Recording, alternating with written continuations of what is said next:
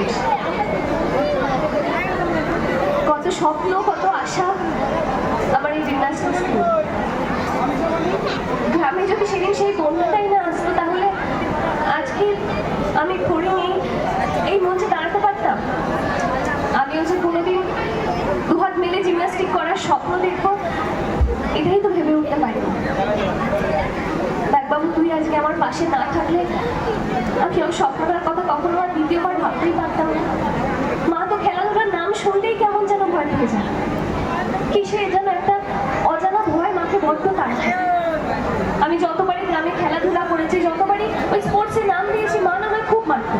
আর আমারও খুব রাগ হতো, জানিস তো। যতদিন না জানতে পারলাম যে আমার মাও নাকি এককালে সেরা জিমন্যাস্ট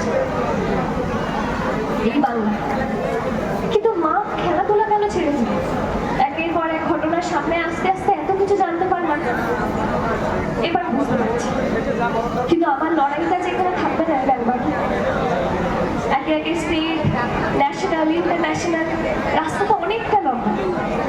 এই বাড়ির প্রত্যেকটা মানুষ আমাকে এত ভালোবাসে। মা, বৌদি, এটা প্রত্যেকে প্রচন্ড স্নেহ করে। সেদিন ঝড় জলের রাতে যখন সব একেবারে ভেঙে ঘুরিয়ে গেল, গ্রামে জল ভরে গেল, মা যে আমার হাত ছেড়ে কত দূরে চলে গেল, আমি আর খুঁজেই পেলাম না।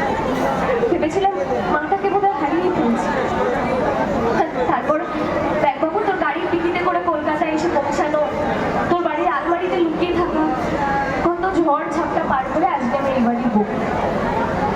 একদিকে সংসার সামলানো, অন্যদিকে নিজের স্বপ্ন পূরণের লড়াই।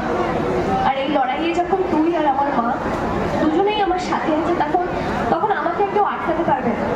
দেখিস ব্যাপার, এই হরিণ তার জিমন্যাস্টিকের যুদ্ধ জয় করেই ছাড়ে, এবং এখানে সে থামবে না।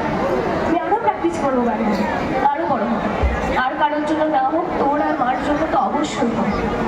শুধু তুই এভাবেই আমার পাশে থাকিস, এভাবে থেকেছিস।